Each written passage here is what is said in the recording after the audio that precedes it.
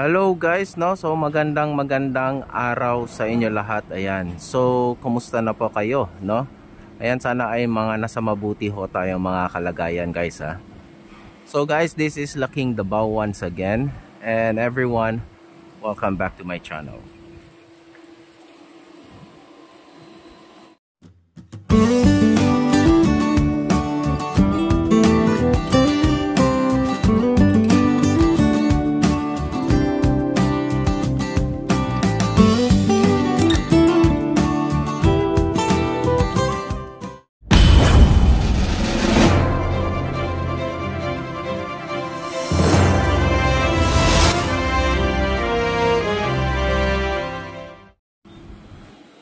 Ayan guys, hello sa inyo ulit dyan at magandang araw sa inyo lahat. Ayan, so today we're going to update this ongoing construction of the Aeon Blue Towers, no? So this will be a 6 towers, guys, no?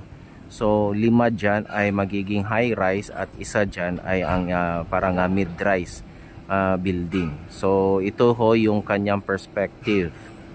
Yan ho, no? So yan. So right now guys, we're going to update this project, no? This will be a really quick update, and then mag-aano lang tayo, no? Iikutin natin ito, no? From nandito kasi tayo ngayon sa may side ng Davao River, no? So itong kabilang side guys, that will be the Davao Riverfront Corporate City already, no? Dito na to sa may bandang alam ko yung likod nito mga puno na ito ay yung sa Davao Crocodile Park na, no? Ayan. So ito guys, so ito na ho siya ngayon. So yung nakikita natin dito, this is the Tower 1 and Tower 2, no? And it is clearly that has been already top off, no? Ayan, nakapag-top off na tong Tower 1 and Tower 2, which is that one. Ayan, no? Yan kasi yung pinaka phase 1 nitong project na ito, guys, no? So yung itinatayo dito ngayon ay 3 towers muna, no? Ayan, so itong Tower 1 and Tower 2 will be the residential building, guys, no? Ayan.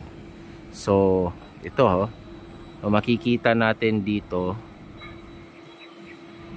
na inuumpisa na nila yung ano, no? Yan, yung per every unit of this building, no? May makikita natin dyan, may iba dyan, may mga parang pa kwarto-kwarto na. Ayan, no? I think andyan sila sa may hanggang 8, no? 7 to 8 level, no? Pagdating sa taas wala pa, no? Medyo plain pa. Ayan. So yan na yun ho, yung tinatrabaho ngayon dito sa area na ito. Ayan guys, kasi yung pangatlong tower guys, which is yung doon, yung kung saan sa may harap mismo at sa side ng Bakaka Road or the FS Dizon Street, no? Yun naman yung condotel guys. Yan naman yung tinatayong condotel. So yan, no? These 3 buildings will be identical, guys, no? Ayan, kitang-kita naman dito yung kanilang design. It will be identical buildings, no? So yung ito lang ang ano lang diyan, kasi Tower 1 and 2 will be residential, and then the Tower 3 will be the condotel. Tapos dito, kung mapapansin natin dito, medyo cleared na to dito. Kung naalala ninyo sa tuwing nag-a-update tayo dito banda, may nakikita pa tayong parang mga bang house dito, guys, no? So it's clearly parang cleared na nila dito, no? Kasi may itatayo din dito na tower, no? It will be a premium residential naman, no? It's still a residential pero parang premier side naman siya, no? Ayan. So parang ang dito yata is kung itong 3 towers will be around 25, no? 25 stories, no? So ito namang si Tower 6 dito na itatayo na premium residential ay parang magiging 18 stories lang yata, no? Ayan. Yan yung kanyang ano, which is maganda rin yung kanyang design. Ayan, no?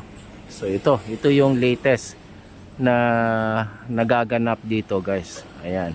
This will be a very glassy building, no? Actually, itong buong project nila dito, itong 6 towers, guys, will be a very glassy building, no? Mga ano dito. Ayan. Makikita naman natin dito sa parang layout niya. Ayan, no? Probably yung mga ano diyan, yan na, yung sa later on, no, makikita na natin dyan yung para paglalagay nila ng mga glass claddings nila. Ayan. Ayan. So yun yung tower crane na nga para sa tower 3, no, which will be the condotel. So later on, lilipat tayo doon banda sa may harap para makita din natin yung progression doon, no, at saka yung dito na side. Okay. So ito, dito naman tayo. So lipat tayo dito banda sa may bandang baba, guys. Okay, let's go, guys. So ito, guys, no, nandito tayo banda sa may ano, ito yung kalye na pagpapasok ka ng San Antonio Village, no, ito. So ito, kitang-kita siya dito. So that will be the tower 3, tower 2, and then tower 1. Ayan, no. So these 3 identical buildings, again, this will be around 25, no, 25 to 26 stories. Ayan, no. So dito na side may itatayo din diyan na building, and then mid-rise building, no, and then tower, parang ano, residential office towers, no, yung doon sa may halos magkakaharap sila nung condotel, no. Ayan. So ito yung view niya kapag dito tayo maglalakad sa parang hindi naman to eskina, pero this is the main road, no, pagpapasok ka talaga ng San Antonio Village, no, or subdivision, no. Ito. Ayan. Mukhang may ginagawa na rin sila dito nga parang ano, guys, no. I think baka nag-uumpisa na rin sila mag ano dyan, maglagay ng mga pile foundations, no, para prepare na sila dito sa side sa future development dito, no, kasi probably pagkatapos niyan dito niyan unti-unti na naman dito itatayo yung mga buildings sa kabilang side. So ito, no, ito, it's clearly here parang maglalagay sila ng ano, ng parang access dito rin na area. Kasi nga sabi ko nga sa inyo, meron pang isang building dito, no? This will be having a 6-team pool, no. Ayan. So napakagandang project to. Ayan, guys, no. Ito. So tuloy-tuloy yung trabaho talaga dito, guys. Day and night yung workload dito, guys, ah. Yeah.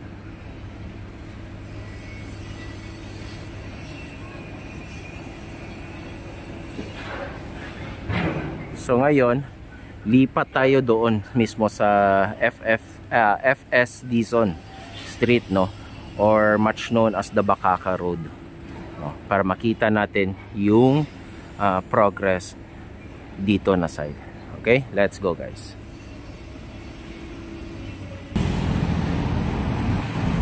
So ito, guys, no, nandito na tayo sa may FS Dizon Street, no, or the much known as the Bacaca Road, no. So ito ho yung going to CP Garcia Highway, no. Itong sa kabilang side naman ay going to Bahada, no, or JP Laurel Avenue. Ayan. So dito tayo mismo sa harap nitong ginagawang Aeon Blue Towers.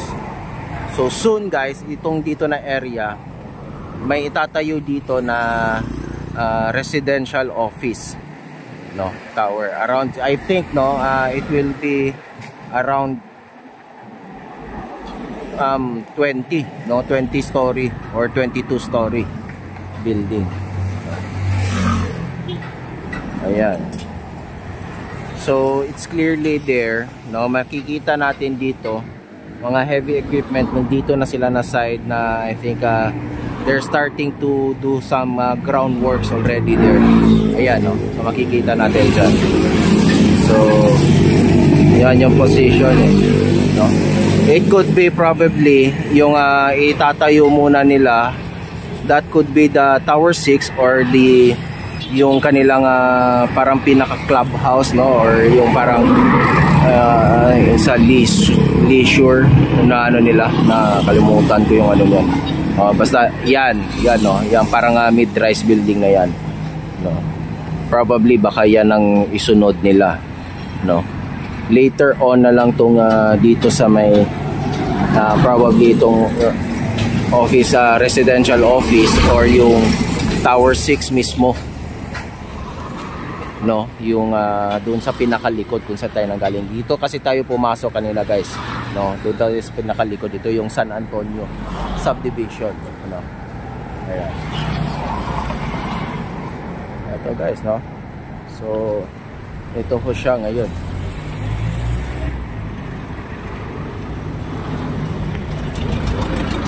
Abante tayo. So ito yung kanyang perspective design, guys, oh.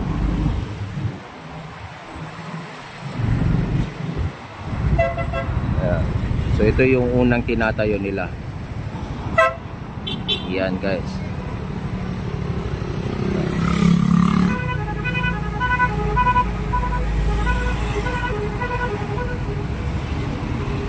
So the whole project of this will be looking like that.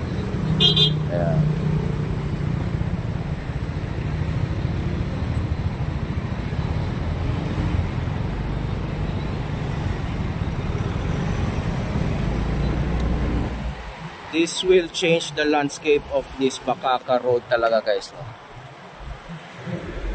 So ito yung Club A yun. Ayan, yun yung mid-rise, no, building na itatayo. So probably yan na yung sunod nila na itatayo, yung kung saan tayo may nakikitang mga heavy equipments na doing some groundworks, no. Baka they're starting to put some pile foundations para sa ano nito, sa building na ito. So yan yung magiging design niya.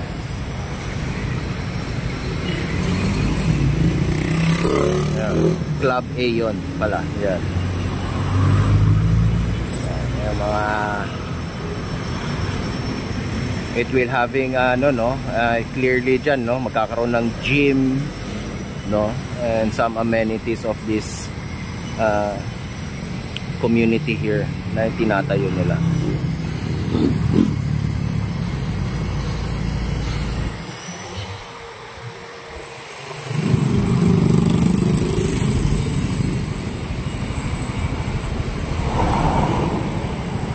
So ito, guys, no, so yan, punta tayo dito. So ito na yung itinatayong ano, guys, condotel. Wala.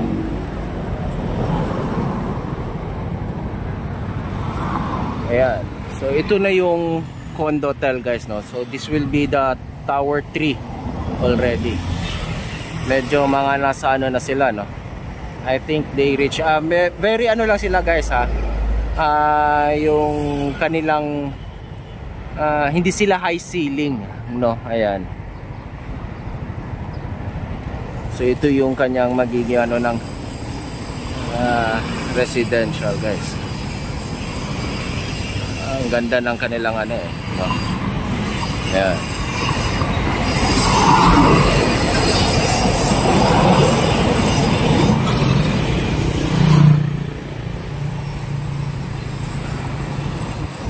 Ito, papasok naman tayo dito na alley, guys, ha. Ayan. Dito sa eskinita na ito. Let's go, guys. So ito, guys, ha. Ito yung makikita natin dito sa may side na ito.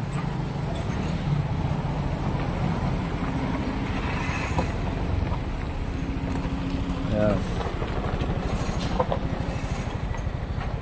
Hindi ko masyado maano guys, no, kung anong level na itong condotel, no. This could be the second level, third, fourth, fifth, 6, 7, 8, 9, 10, 11, 12, 13. I think they're already in the 13th level or the 14th level guys, no. Ayan, ang bilis. Kasi alam ko nung ano, no, 2 buwan yata nakalipas nung nag-update tayo dito. This building is still here, no. Nandito pala sila na level. Ayan. Tapos yung tower 2 hindi pa nakapag-top off. Yung tower 1 almost topping off na, no. Yun yung latest update natin dito nung last, no, previews. Ayan. So ngayon, ito na. So it's clearly here. These two towers has been already top off. They're working on this condotel tower 3, no. Ayan. So ito yung magiging view niya.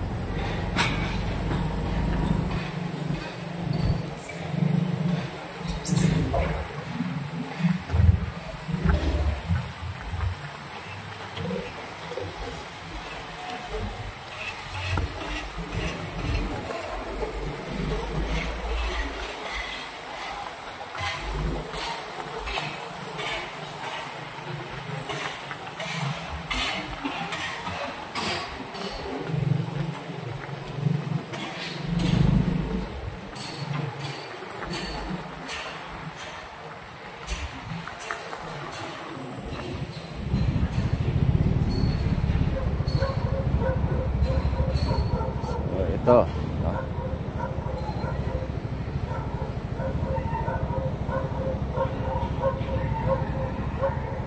Ayan.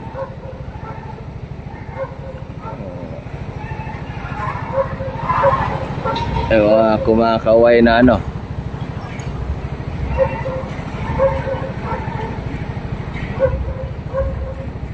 Ayan, shout out sa kanila, no? Ayan. So guys, actually this is a request, no. May titignan tayo na not so far from here, no, yung future development naman na mangyayari dito lang sa may CP Garcia Highway, no.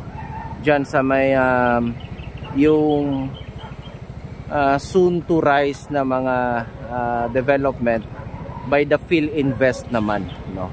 So yun yung pupuntahan natin. Actually itong vlog na to, this is requested by Jack. Ayan, no. So pinapa-update niya sa akin tong Aeon Blue, pati yung PhilInvest and the Jollibee near the yung hospital na itong DMSF. Okay? So pupuntahan natin yan para kay Jack. Okay? So ngayon, pasyalan natin kung ano yung dito sa may CP Garcia Highway na may PhilInvest, no, na future project. Okay? So ito yung latest dito sa Aeon Blue. Let's go guys, no? Punta tayo sa CP Garcia Highway. So ito guys, no, so nandito na tayo along this CP Garcia Highway. Ito, no. So ito yung going to Buhangin and going to the airport, no, international airport. Dito naman sa kabilang side is going south, down south, no, papuntang ano, at saka yung sa ginagawang flyover, Maamag Road flyover. So dito ho tayo nang galing, dito lang.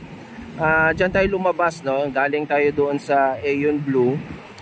So pagkanan mo, if you're coming from Bacaka going out to CP Garcia Highway, just turn right, no, papuntang going to Buhangin.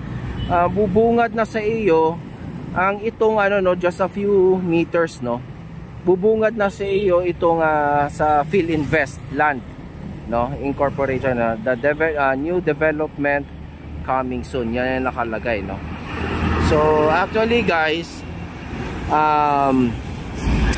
nag-ano tayo dito guys, no, nag-search, no, pero wala pa tayong makita na parang something what could the Project B, no? Pero it's clearly this will be a condominium, no? Ayan, residential towers talaga to itatayo dito, guys, since Philinvest to, no? So yan, baka magtaka na naman kayo, baka may magtatanong naman, condominium na naman, Laking Davao. Well, wala tayong magagawa dyan, guys, no? Talagang yun yung in demand dito sa Davao ngayon, no? Actually, alam nyo ba, guys, in Vismin, Davao is the #1 in terms of real estate, no? Talagang yun yung in demand dito sa Davao, since yun ang mabilis mabenta. Yun talaga mabenta, no? Parang meron nga dito, guys, no? Kaka-launch pa lang ay naso-sold out na kaagad, no? Meron pa dito mga iba na hindi pa naitatayo yung building pero sold out na. Ayan, guys, no? So ito yung next na aabangan natin, no? I think right now what they are looking for is for licensed brokers and salesperson. Parang siguro they will prepare for the launch nitong project nito. So ito, guys, no, makikita natin dito kung saan tayo nag-update kanina, yung Aeon Blue Towers, no? Ayan, yan yun mismo yung in-update natin kanina. Ayan, guys, no? So di kalayuan ay soon meron na naman, no? Ayan, if ever, guys, this project here of the Philinvest will commence, no? This will be the first, kung high-rise ang itatayo nila dito, guys, no? Pero probably high-rise talaga to because nakikita ko sa area niya, no? So this will be the first high-rise building here along this CP Garcia Highway. So ganoon talaga yan, no? So since pagkaganyan, guys, alam nyo yan, may mauna lang na isa, it's like a mushrooms, no? Manganganak at manganganak na itong buong CP Garcia Highway. Remember, along this CP Garcia Highway also, there is a proposed, no, na soon to develop na yung township, no, na by Grand Land, no? So ayan, no? So unti-unti na to dito. Kung yung dati sa may JP Laurel sa kabilang side, so dito naman sila sa side ng CP Garcia Highway. Ayan, no? So ito, no, this is requested by Jack. Ayan. So ngayon, ang pupuntahan natin, since request to ni Jack, is yung Jollibee na mag-o-open na, no? I think that will be the 33rd Jollibee, no? So puntahan natin yun, guys, kung open na ba siya or still ongoing works pa rin. Okay, so let's go, guys. So ito, guys, no, nandito na tayo ngayon along this this is the road, this Dr. B. Gahol Road, no? Ito.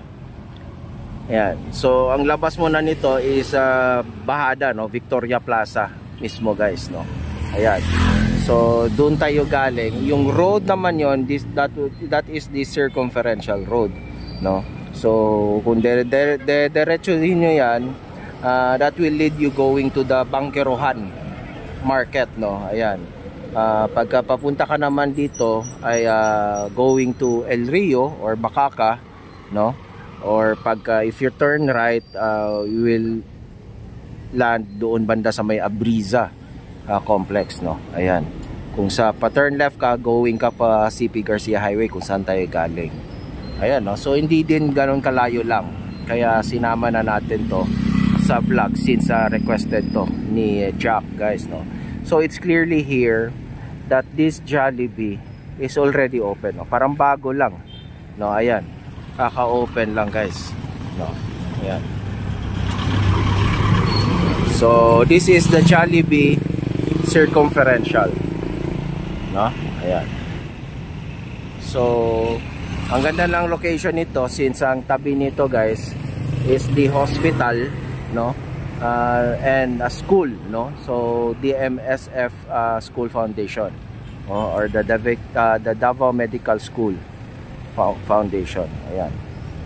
So ito siya guys, no? So I think guys, no, just correct me if I'm wrong. Hindi ko alam, no, if this is the 33rd Jollibee here in Davao City, no, or 34th Jollibee, no. Ayan, kasi medyo meron pang mga ginagawang Jollibee. Alam ko may bago pang Jollibee dyan sa may just in front of that Euro Towers, no, yung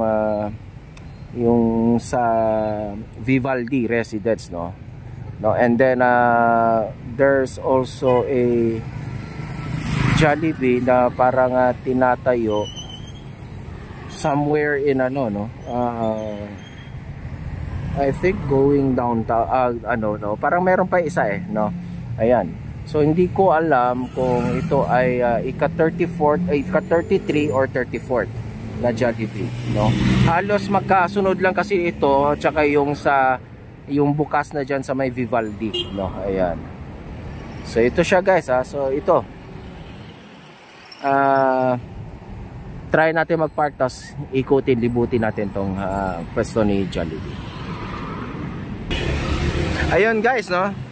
So pagtanungan natin dito, hindi pa pala to open, no. So tama-tama, today is Saturday, no, November 9. So kaya may mga tao dito guys ay nagbe-bless pa lang sila, no, blessing pa lang. So ito, so I think these are the siguro isa sa mga nag-invest, no, o no, ayan, probably, no, or mga kaibigan nung mga nag-invest nitong franchise ng Jollibee. So ito siya, no, lalakad tayo dito along this CP Garcia Highway at ito yung kanyang ito guys, no. So ni landscape nyo, ito siya yung dating alam nyo guys, ito ang pwesto nito, ito yung dating gasolinahan ng Jetty, no. Ayan. Ayan. So yun. So maganda tong Jollibee dito kasi may alfresco sila. Tapos automatic na meron na silang mga no. Ang ganda ng to. Okay to, papor to sa mga riders, no. Meron silang riders area.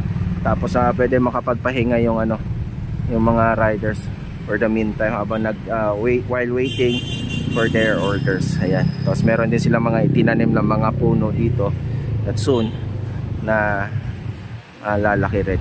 Ayan. So hindi pa pala siya open. Papasok sana tayo. Try natin baka kasi since bagong open baka merong mga pakulo pa to, no? Ayan. So that's it, no. So Jack, I hope, no, contented ka sa request mo. So pinuntahan natin. Ito guys, just a total recap ulit. So, ayan. So saglit, no. So, sa mga magtatanong about sa parking area pala nito.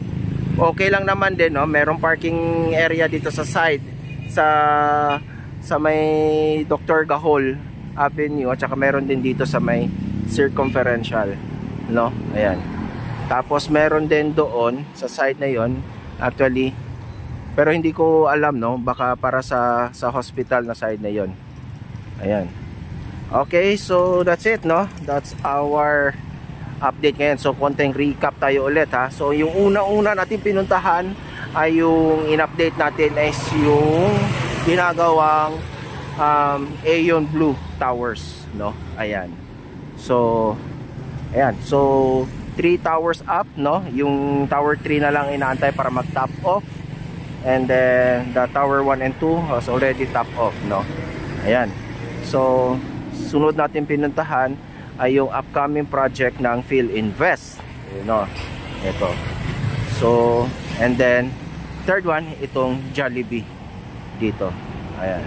So dito, ito yung sa may drive-thru area na guys, no. Ayan. So kung magda-drive-thru kayo, dito kayo papasok dito kayo sa side ng circumferential. Ayan. Ito. No. So that's it guys, ha. So Sir Jack, I hope contented ka ho sa aking sa request mo na i-update natin yung Aeon Blue, Philinvest, and this Jollibee here. So ngayon guys, no, November 9, nagbe-blessing sila. So anytime soon, probably mag-o-open na to sa public. Ayan.